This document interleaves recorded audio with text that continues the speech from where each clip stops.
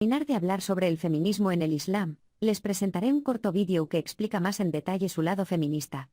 Verán a los cristianos Lloyd de Jong y Jay Smith hablando de ¿por qué el matrimonio con niñas menores a 10 años está permitido en la Sharia? This is Islam QA, the world's most popular Islamic advice site, the world's most popular fatwa site. It gets up to 400 million visits a month. Now, this is the ruling, number 22442, on acting and the ruling on marrying young girls.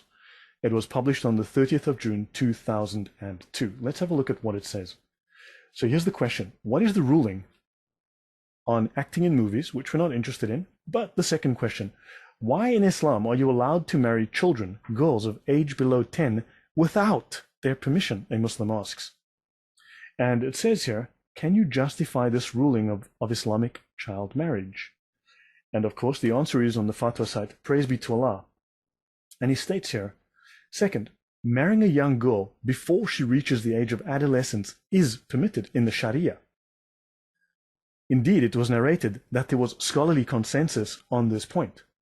This is the ijma, the absolute consensus of the scholars within the Sharia.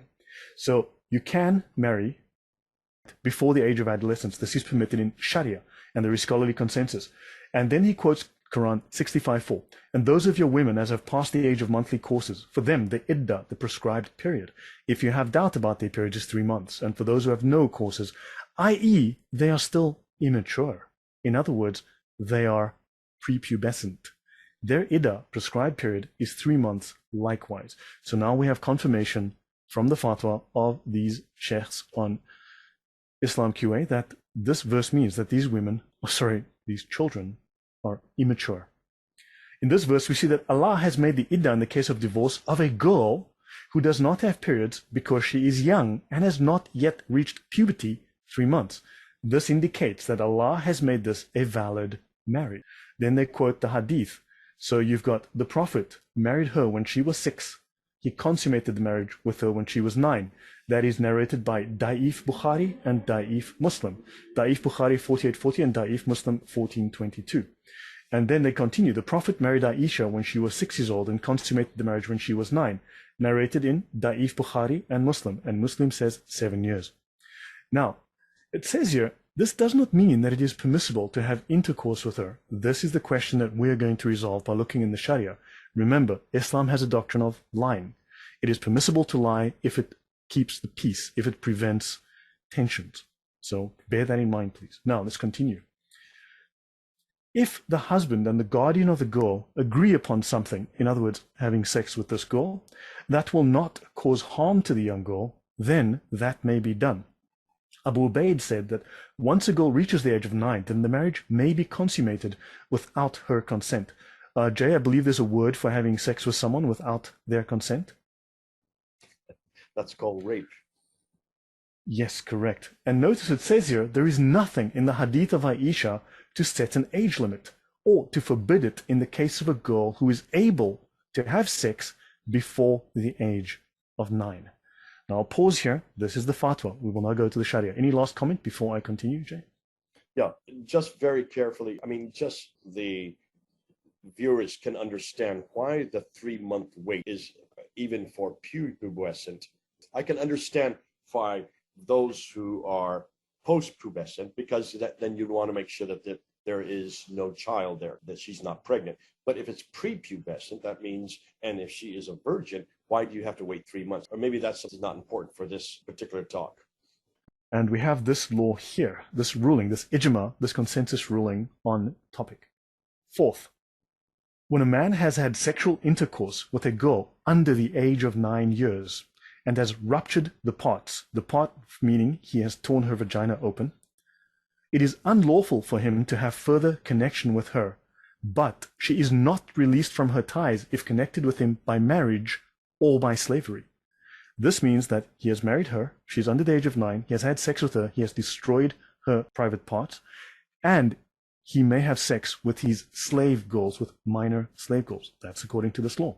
If no rupture has taken place, the prohibition is not incurred according to the most valid opinion. So in other words, if you do the deed and nothing breaks, well, carry on. Right, let's continue. When a woman has been made love to, so when a woman who has been made love to, in other words, you've had sex with her, she must perform the purificatory bath, okay? She must repeat this bath if two conditions exist. One, that she is not a child. So if she's not a child, she's to repeat the bath, but if she is a child, she doesn't have to. But rather, she's old enough to have sexual gratification. So it says here, if she's not a child and you've made love to her, she must repeat the bath. If she is a child, well, no need. Notice it states here, further, a full indemnity is paid for injuries which paralyze these members, or for injuring the peritoneal wall between the vagina and the rectum so they become one aperture. That's Reliance 04.13, Book of Justice, page 592. So understand, this is a common problem. We will see additional references to this.